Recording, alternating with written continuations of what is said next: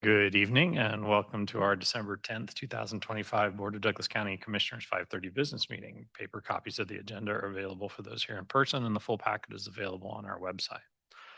Reviewing our agenda, first we'll consider our consent agenda. There are 8 items on that agenda. After our consent, we'll move on to general public comment. We welcome general public comment for addressing issues not on today's agenda but otherwise related to county business. Given our limited time and the need to have an orderly and efficient meeting, we apply certain rules regarding public comments. We'll do our best to enforce these rules consistently and without regard to the point of view expressed by the speaker. Here are the rules. 1, each speaker will be limited to a total of 3 minutes of speaking time. However, we will accept public comment of any length in writing. 2, individual speakers may not donate unused time to other speakers. 3, all comments must address topics within the jurisdiction of the county commission. And 4, we reserve the right to mute and remove any speaker whose comments are threatening, aggressively hostile, or belligerent. Campaigning for public office during the public comment period is not allowed. We invite you to give your full name and address for our meeting minutes and address your comments to the commission. While not required, it does provide us context on the item and can assist if we need to respond later. Please also know that comments received by the commission during our meeting do not necessarily represent the views of Douglas County government, but we value your input. We don't usually respond to general public comments on the spot, but if you leave your contact information with county staff, we'll try and get specific questions answered. After that, we'll move to our regular agenda. There are 4 items on the regular agenda, but one of them has been deferred. Our first item is vacating untraveled roads within the Prairie City town site, a great history lesson for folks. Then we'll look at the 2026 Natural Culture and Heritage Grant Program. Our third item is to purchase property at 579 North 600 Road. And then the fourth item was a planning item that some of you know as Boston Crossing, and that item has been deferred and will not be discussed this evening. For each item, we'll hear from staff or an applicant, followed by questions from the commission, and then open up items for public comment relative to that item. Once public comment is closed, we'll bring the item back to the commission for further discussion and a vote.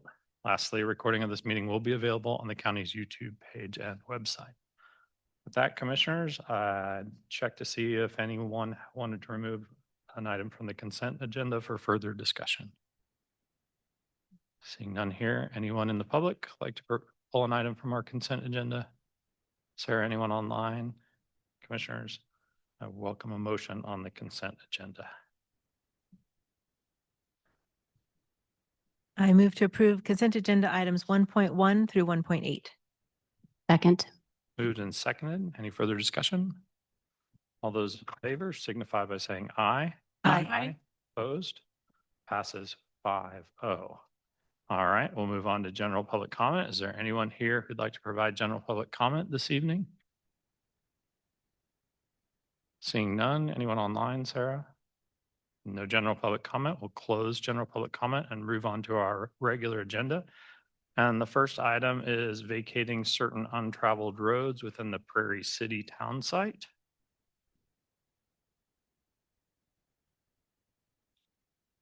Commissioners, our county surveyor, Kevin Sontag. I don't know Hi, if Kevin. everybody's had a chance to meet Kevin, is going to carry this item for us. Kevin, it's nice to see you in person. We typically see you online. Yeah.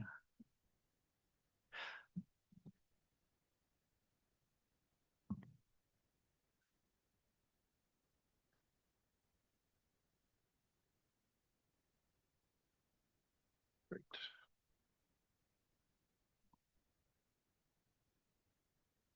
Yes, first time I've been here since the renovations were done, and even the first time at all since COVID. So yeah, long time. Happy to be here. Good evening, commissioners. Yes, for the record, my name is Kevin Sontag from the Public Works Department, and I am the Douglas County Land Surveyor. The town of Prairie City was established in 1855, located near to where the southwest corner of Baldwin City is today. There we go. The founders hoped it to become a large town, but once Baldwin City was established a mile or two to the north and east, the two towns began to merge together.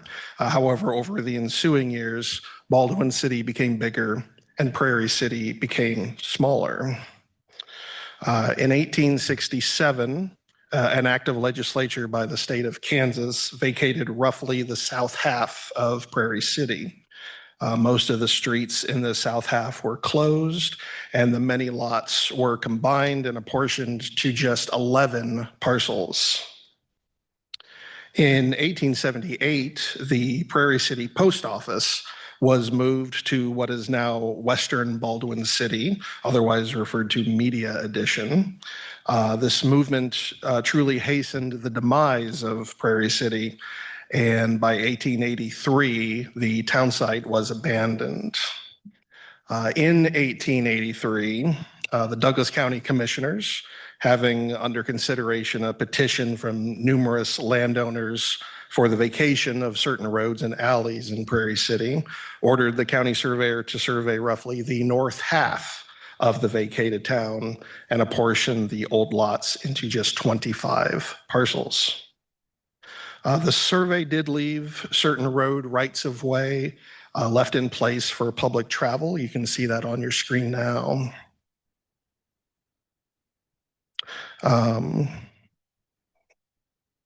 These roads were intended to be left in place. They were listed both in text and shown graphically.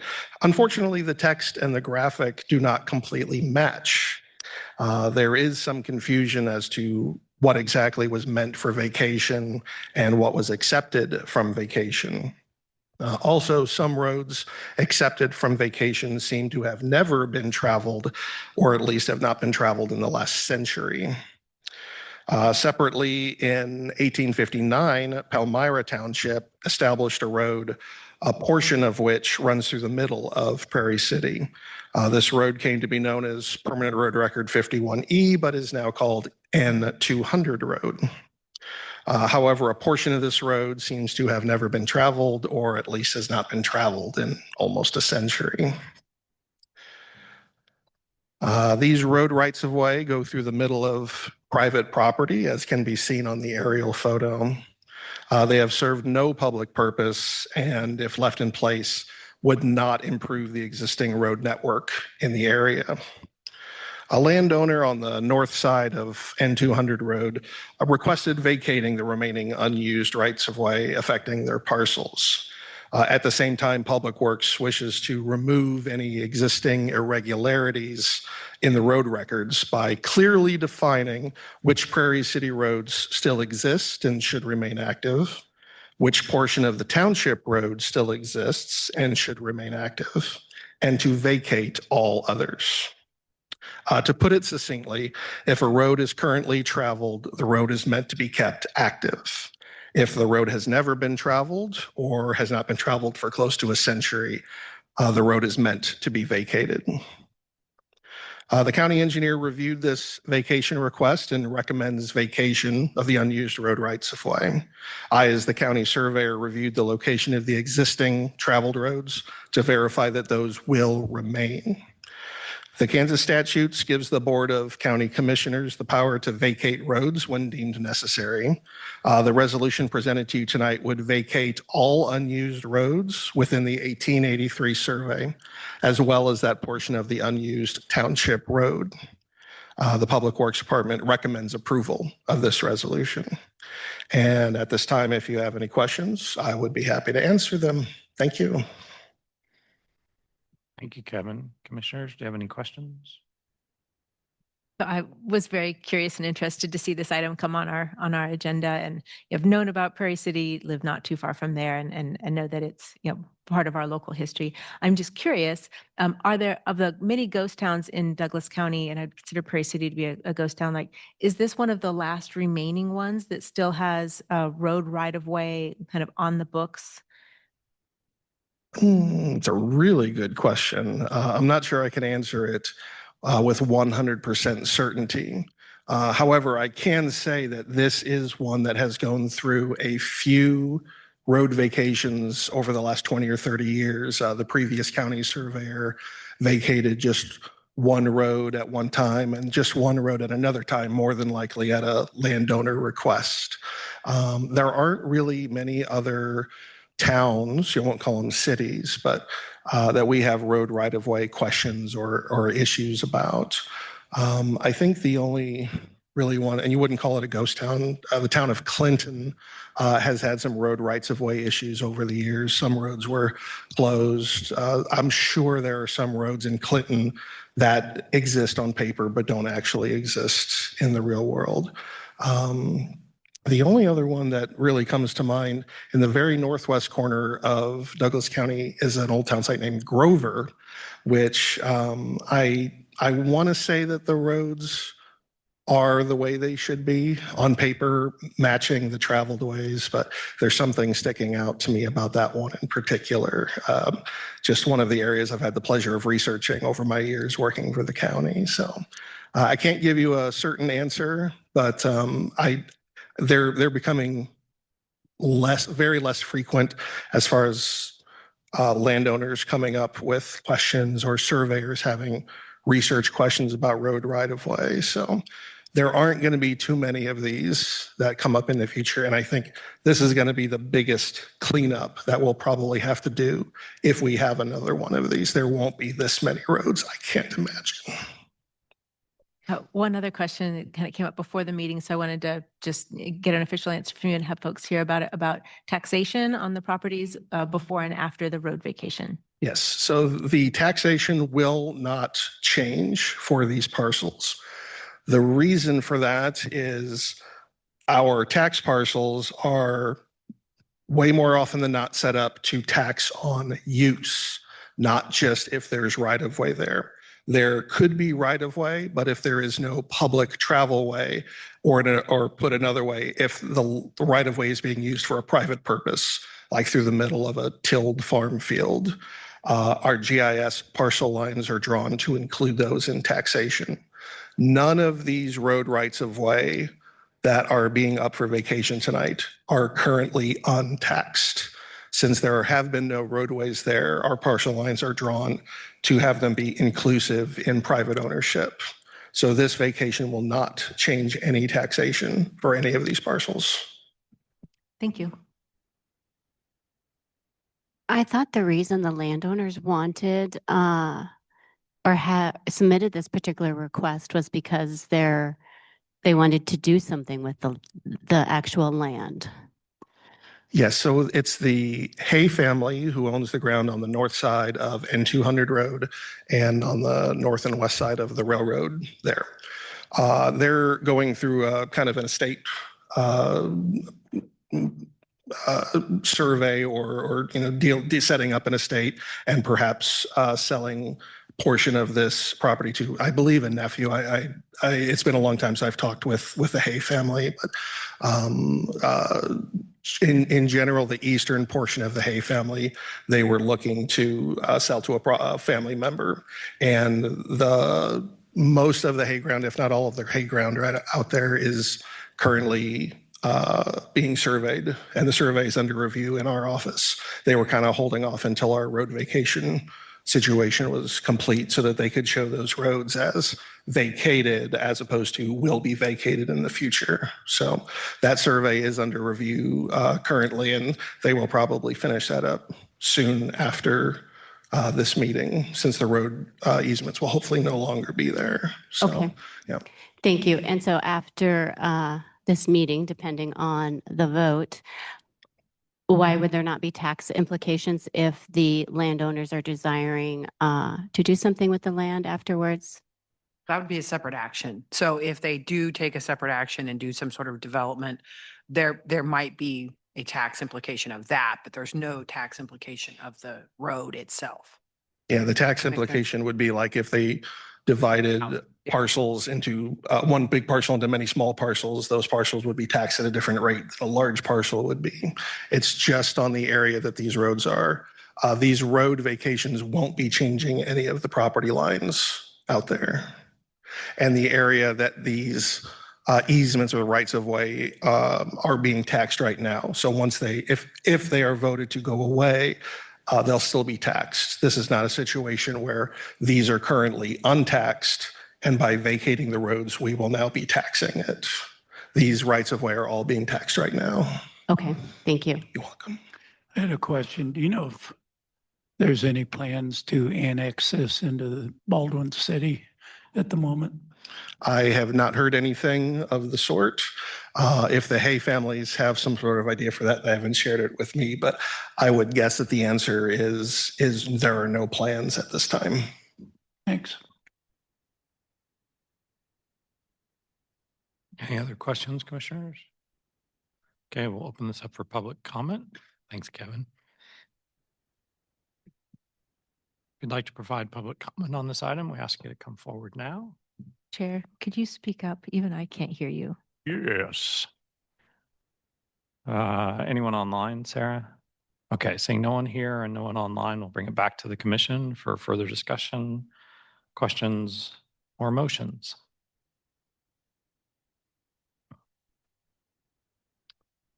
Hearing no questions or comments, I'm happy to make a motion if we're ready, commissioners. I move to approve resolution number 2538, vacating certain untraveled roads within Prairie City Town Site. Second. Oh, that was quick. So we have a motion and a second. Any further discussion? All those in favor signify by saying aye. Aye. Opposed? Passes 5-0. Thank you, Kevin. Thank you, commissioners. Appreciate the history lesson. Anytime we can learn about what the county commission in 1883 did, that was great. And I love to share. Yeah. Commissioners, if I could, while Caitlin's coming up, I mistakenly forgot to tell you that we needed to pull consent agenda item 1.3. We've had some conversation with the clerk's office today. That item is not ready for approval at this time, and the state, we're still researching with the state whether or not that item is ready for approval. So I would ask you kindly to reconsider the consent agenda, excluding item 1.3. Can I have, if you would make a new motion? Do we amend the existing motion or just make You another? voted, it was voted and passed, so I would think you need a new motion.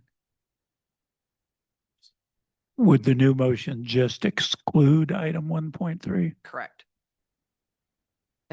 Motion, we're ready. Question, Commissioner Reed.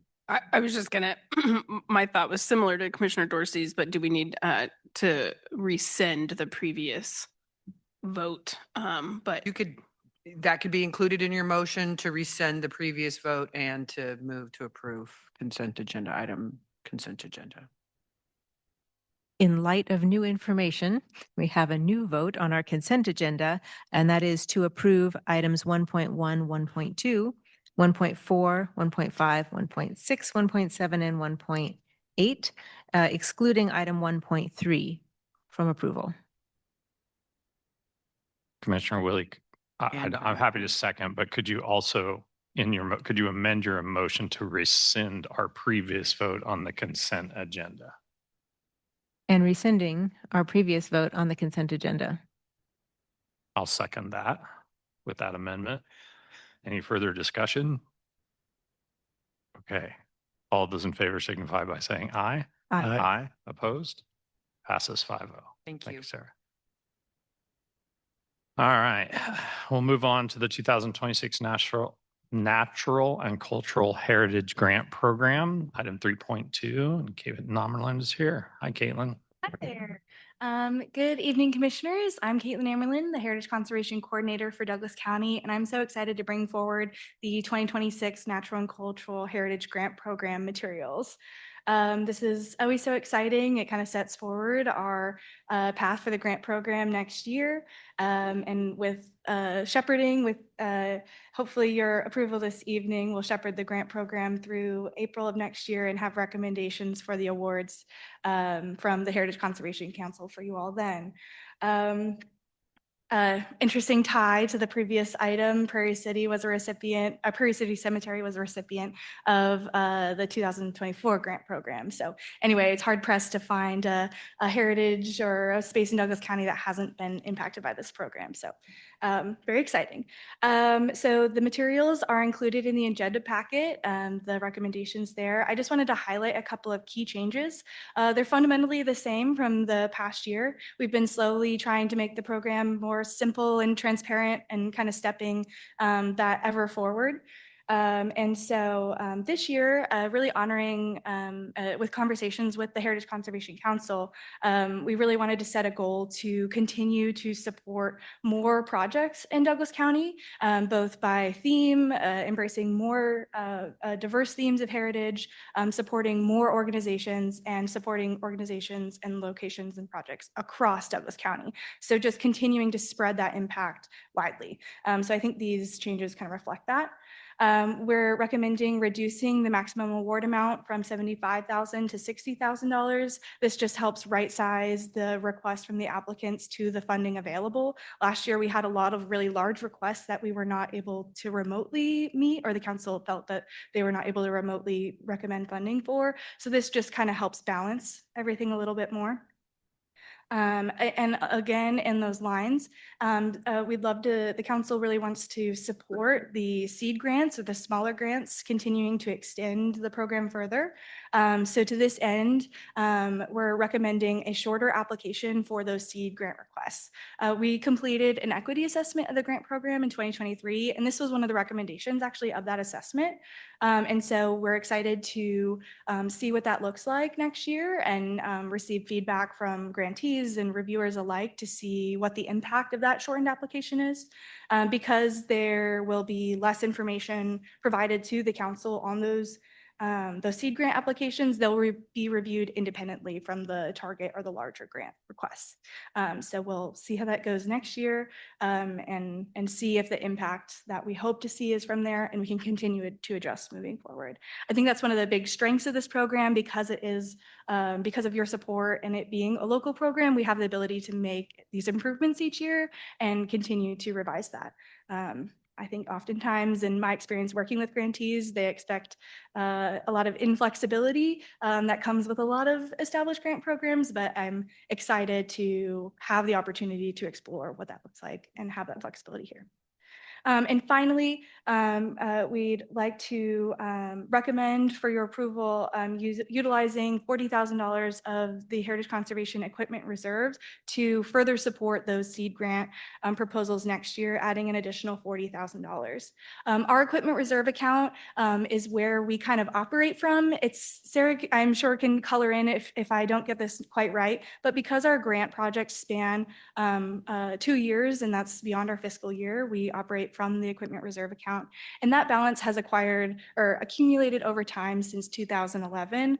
And it's been recorded in different ways since. And that balance has come up from grants that have been underspent or didn't happen or weren't completed, a lot of different reasons.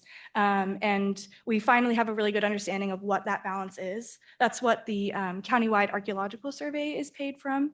And so we have a really clear understanding of what that balance is. And in conversations with the Heritage Conservation Council, they'd really like to recommend recycling those funds for their intended purpose back into the grant program. So this is kind of our attempt to kind of start that process, and we'll evaluate how successful that is next year and kind of keep moving forward to get that balance to a reasonable amount.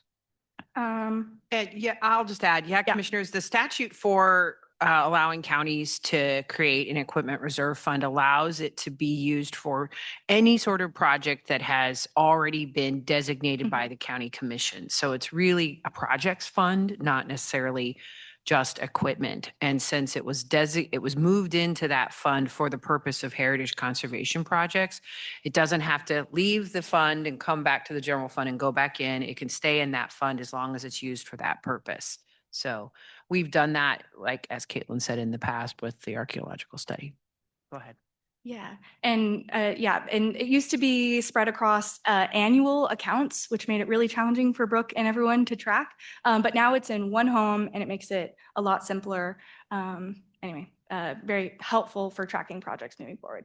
But that's all that I have. I'm available for any questions, and I don't mean to put him on the spot, but the chair of the Heritage Conservation Council is also here. So if you have a question from the council perspective, they've reviewed all the drafts of everything and helped develop the materials where they are presented to you all. So thank you. Commissioners, do you have questions? Thank you, Caitlin. I have a question about the reserve balance. And so, pulling from that for the seed grants, which I'm really excited about the seed grants. I think that will be a great asset in the community to help some organizations kind of get their feet wet with doing some community projects on heritage, which is super. But the rest of that fund, how much is needed for kind of supporting those like projects that go outside of a single budget year? Are some of those funds earmarked for that and just kept in that account? Or can really all of this be turned back towards new projects? The amount that I have in the agenda is the unallocated balance. So I have removed all the encumbrances and have those dutifully tracked. But this is the unallocated balance. Then the plan is to find projects that, just to spend that down and find projects for that fund. Will any of that kind of go into, this year's grant cycle beyond the funding that we'd allocated from the 2026 budget? That is the intention. So it'll complement the existing $210,000 budgeted. And so for 2026, we'll have that the budgeted amount plus the $40,000 for a total grant pool of $250,000. I see the 40,000 grant, Yeah. $40,000 Oh. is supplementing that for the seed grants. But the rest of that balance, would that be made available? And is there any reason not to make that available for projects in 2026 budget cycle? I think our plan is to perhaps spread that out over several years. I know in the past, the grant program is a lot more established now, and it's hard to make a comparison. But in the past, the pool was sometimes too large. So this kind of helps there and it sets some guidelines. Anyway, so that way it could be spread out over multiple years, if that makes sense. Because I'm imagining, some of this came from unspent grant funds that were, allocated to a project. That project either didn't come to fruition or didn't spend, all of their budgeted amount. And so it comes into this account.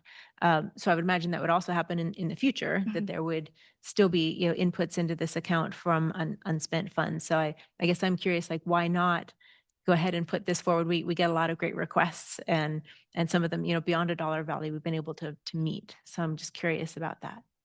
You'd definitely be welcome to add it to the grant pool. I don't think HCC would be mad about having more funds to recommend awards for.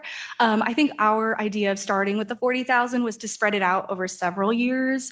And then in the future, once that balance is lower, if zero, then we can have a more regular process of just returning, at the end of the fiscal year when I know if there's been any funds returned, I can then immediately turn that into the grant program. But just because we have such a large balance, we recommend spreading it out. But I mean, Yeah, I'd say in the past, we've had issues. If you've got spikes on one year where you've got a lot of funds available and then the next year you don't, it's not good for applicants because, they're trying to think ahead and they're trying to think about projects over multiple years. So, I wouldn't necessarily, these balances have developed over the last 15 years. So in many years, there isn't much that is returned. So, Okay, and this was at a time when this grant fund used to be like $300,000 annually or $350,000, I think, in the very first years. So there was a lot of those balances, or some of them were real old. That's helpful context, that it was, 15 years in the making, and then spend it down over 3 years or so, and then kind of be more right-sized. Yep. It certainly wouldn't bother me to have a spike in funding that gets those projects out into the community either. So other commissioners might have thoughts about that too.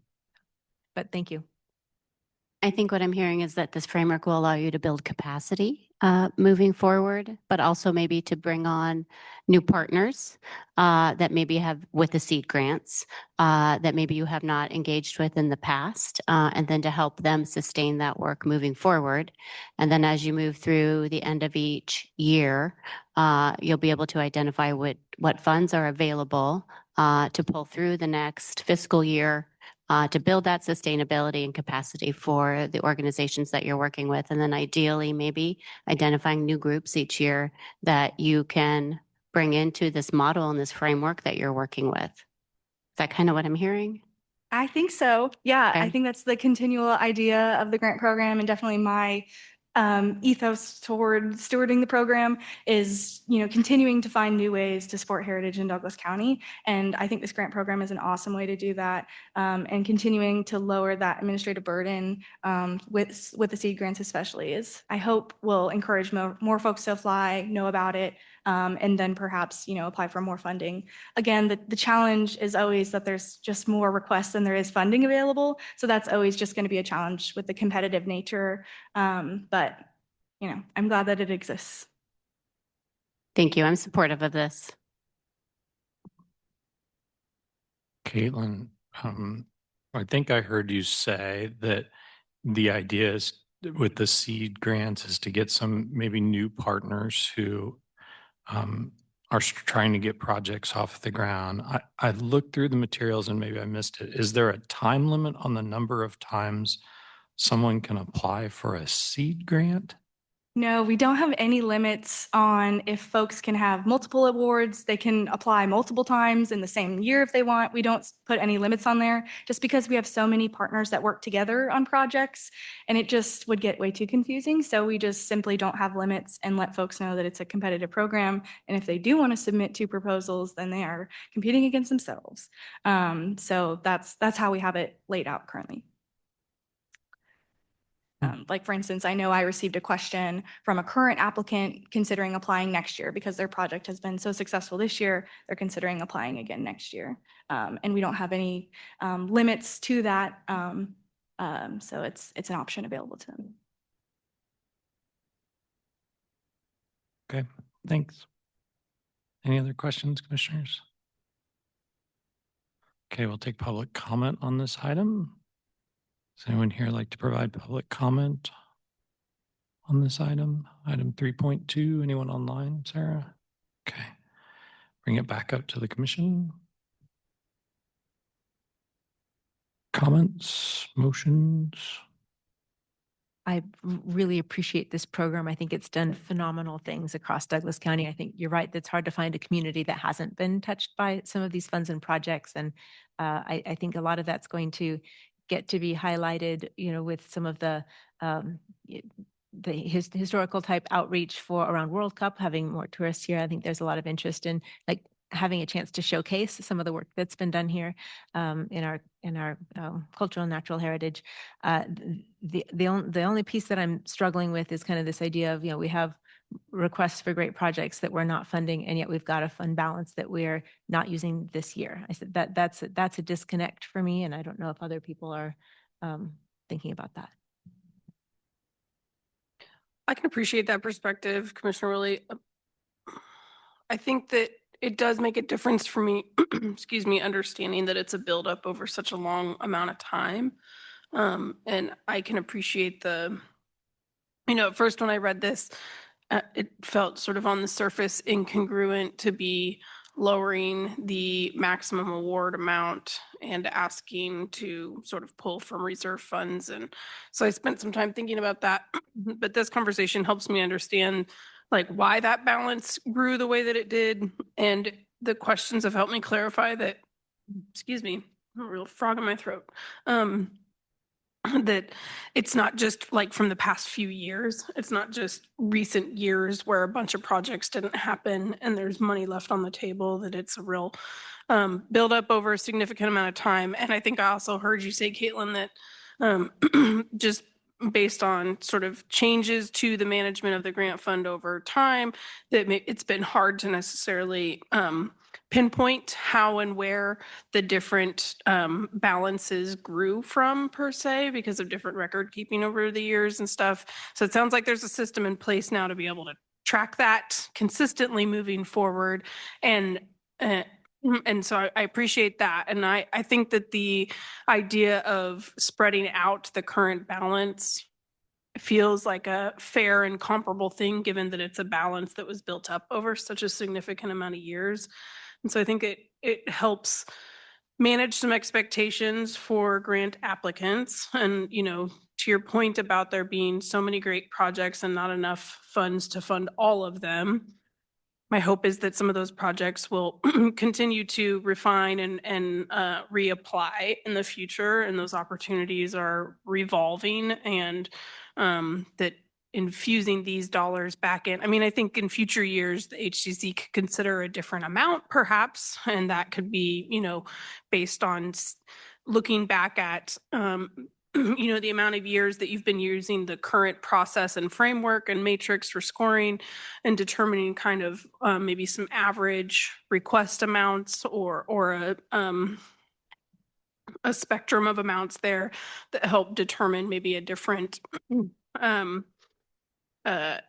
iteration to draw money from that account. But I'm comfortable with the idea that it's spread out over time because it took so much time to build up that balance, and think that it helps manage some expectations a little bit better, more consistently for the organizations that regularly apply, so that there's not sort of, this rush for a large pot of dollars that's available in sort of a one-time basis. And then we all have to go back to the normal smaller amount, which I think can be a painful pill to swallow for some. So I can appreciate your thought about it. We have the money to spend and there's great projects. My hope is those great projects will still be, possible and necessary in years to come and have opportunities.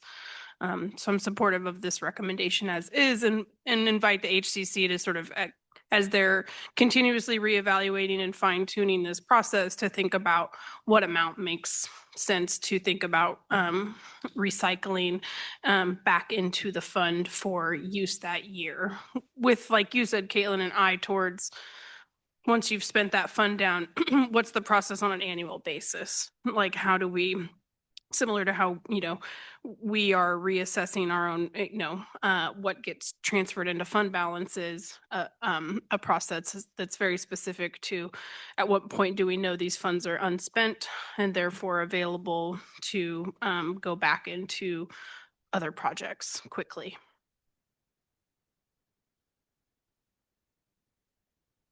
I agree with Commissioner.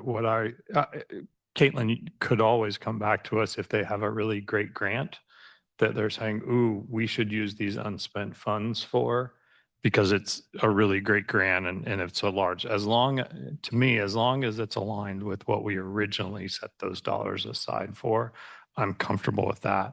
If we put, 200 and I'm doing quick math here, like 223,000 into it, that would be a huge influx of cash. I like pacing it out a little bit. I'd also encourage Caitlin maybe a little bit of thinking about the word seed and how that, to me, that sounds like we're trying to grow something. And when I hear it's coming every year, that doesn't change my mind here tonight, but maybe mini grant, especially if they can apply. And I think I know some of the ones that we've had that you're thinking of are in that $5,000 category. And those are ones we would expect to apply on a regular basis. And so I would just, as we evaluate over, next year, as we look at it, I'd love to see sort of how much we spent on the smaller mini sized grants, and of the balance that we have, how much we think it should be going to that. It'd also be helpful to have some of the data of how much was unspent the previous year, so we could know, like, do we want to kick that all in the next year, or do we want to sort of spread that out again? Because it may be that this year there's nothing that was unspent. That wouldn't surprise me, but I think that would be helpful in us, as we try to spend down those funds, but also make sure they go to worthwhile projects. I want to recognize that staff and the Volunteer Heritage Conservation Council have their minds in this process year in and year out, more so than the commission does, as this is one line of many that we work with. So I take seriously the recommendations that are here, and I also just want to say, like, much of our heritage work, like historical preservation type work, and even some of our natural spaces, like time is of the essence for some of those projects, that they are harder to preserve in the future than they are to preserve now. So just that's kind of that tension that I'm holding there too. So I'm happy to support the proposal as written, but just wanted to kind of, voice some of those things too, that, those dollars are intended to be out in the community, and I'm supportive of getting them there.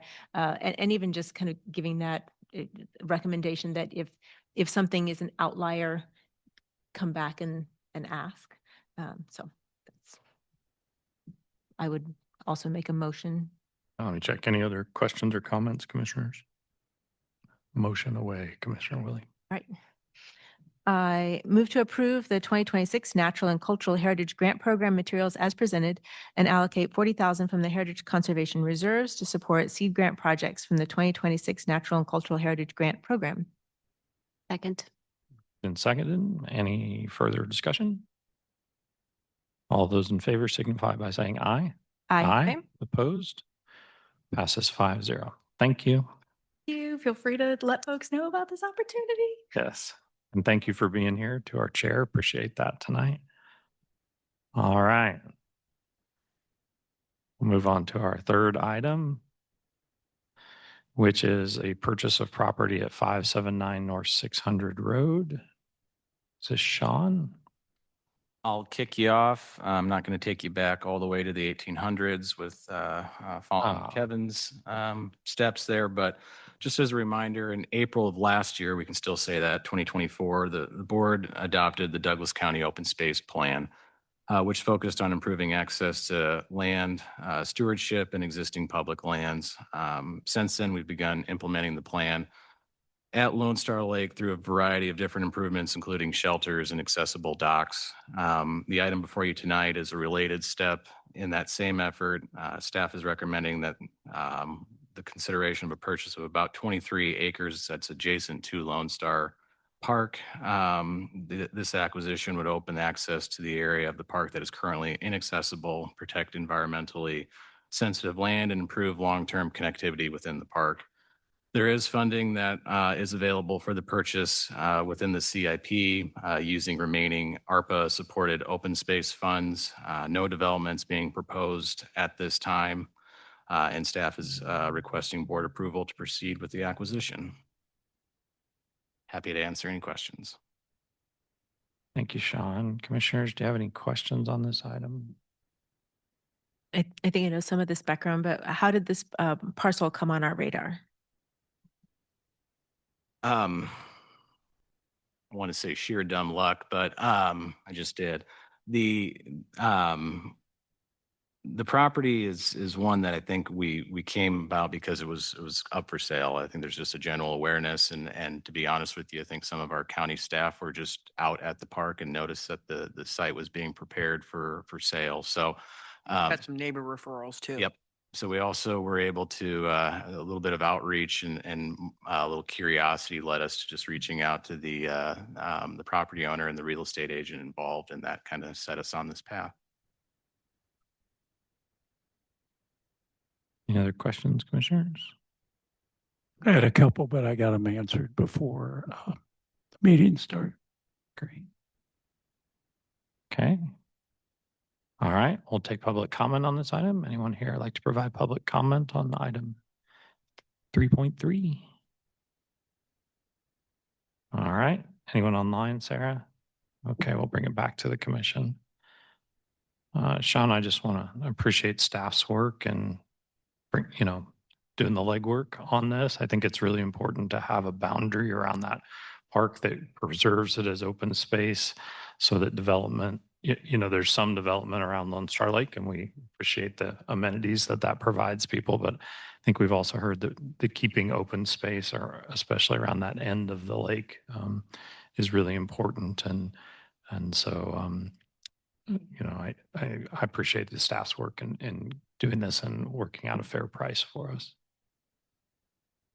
Yeah, this is really exciting to me. I think and 23 acres is not a huge amount, but it is such a unique and special spot that helps complete the boundary line for this lake that's such a special part of Douglas County's history and part of our county park system, the gem of our county park system that is ever growing a little bit by a little bit, this time by 23 acres. So I'm really excited about that and the conservation and the floodplain management that it gives to us. And I also just think it's a cool example of, the open space dollars really keep stretching in lots of different and multi-layered, impactful ways. And that's exciting to me. So this is pretty cool.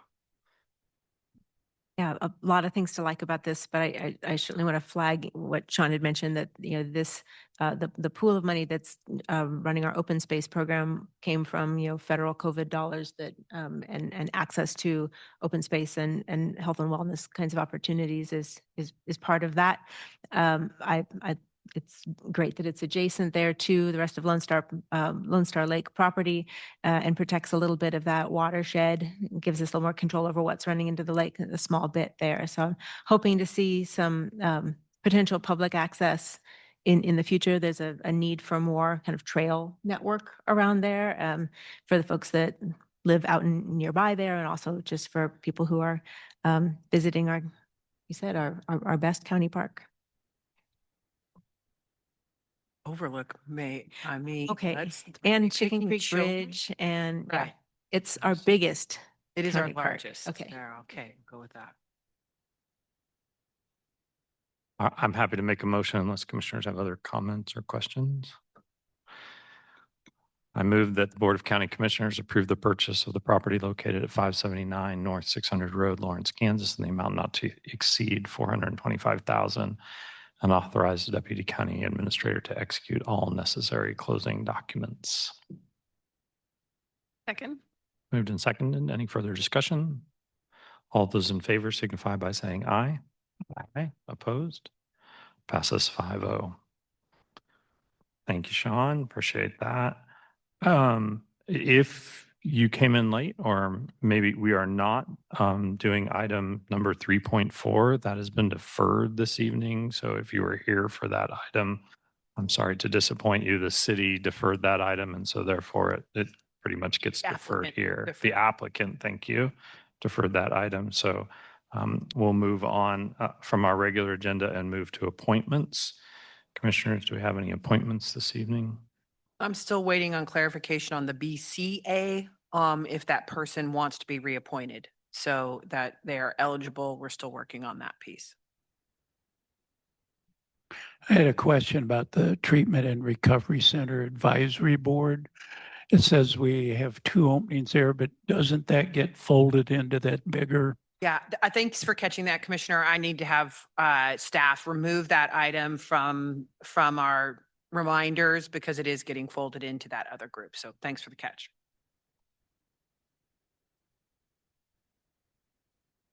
Okay, if we don't have any appointments, we'll move on to Commissioner and Administrator Miscellaneous, and we typically start with Sarah's memo. Thanks, Commissioners. My updated memo is attached. Got several events coming up in the next month or so. I've added the legislative priorities breakfast sponsored by the chamber. If commissioners want to attend, Robin can get you registered, so let us know. Next week is our last meeting of the year. And we will not have a work session. Then we will be off the next 2 Wednesdays. And I anticipate our first meeting of the year will be the 7th of January. And that's all I've got for you, Commissioners. Thank you, Sarah. Commissioners, any miscellaneous items? I had a question for Sarah regarding the World Cup. Has there been any thought given to perhaps some kind of temporary ordinance so people in the county could rent out their houses to World Cup visitors?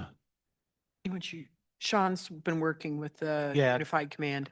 We've, just as a reminder, we do have a short-term rental process already within the unincorporated area. We have had conversations at sort of the county-wide level with the city of Lawrence in particular about how we can maybe adapt or modify those regulations to be a little bit more mindful of the impact that is going on. So those conversations are ongoing. I don't have anything concrete for you this evening, but just as a reminder, we do have that opportunity right now as it stands, just through a process. So More to come on that, I think is where I'd probably kind of leave that right now. Right. In earlier conversations, that kind of there was a general idea that we would likely follow Lawrence in some kind of a temporary ordinance about how to streamline that process for World Cup. Yeah, absolutely. That's been a big focus of the Unified Command is trying to identify some of these challenges and try to make them opportunities. So yeah, that's been front and center is what are we going to do about housing and the influx of 650,000 people within this area in a short period of time.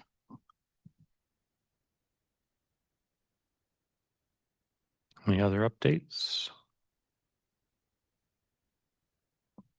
City of Lawrence is updating their housing needs study from 2018, and that's an ongoing process now. So they've had a variety of public listening sessions, and I attended one this morning, and we're just interested to see kind of how that process unfolds. I think they'll have a report back to the city in the summer, and I'd be, as Lawrence is still our largest housing market within Douglas County, I'd be really curious to see what they come up with.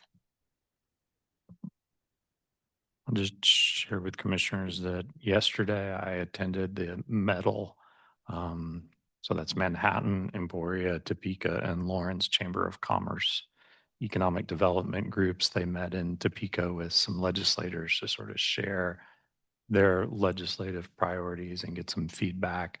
I shared some of the things that were on our list of legislative priorities with those legislators and had some good conversations there. I think there was some real receptiveness. I think there's some concern about some tools that we have for economic development at the state level possibly going away, and some concerns about that.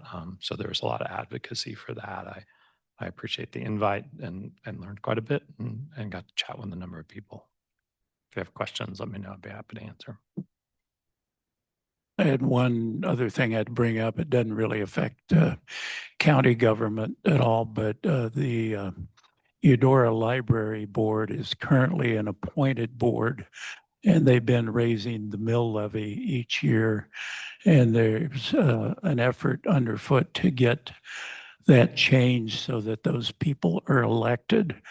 Unfortunately, when the state law was passed authorizing it, it said they're appointed. So to get that changed, they got to go back to the legislature and get a new statute passed. And they need to have that done by September 1st for Jamie to get it on the election calendar for next November. Commissioner, is that appointed by City Council in Eudora? 3 come from the city of Eudora, 2 from the township. A complicating factor is somewhere along the way, Eudora went from a class 3 to a class 2 city. And I think it was at that point they asked for an attorney general opinion, and he gave the opinion that you have to pass a new law.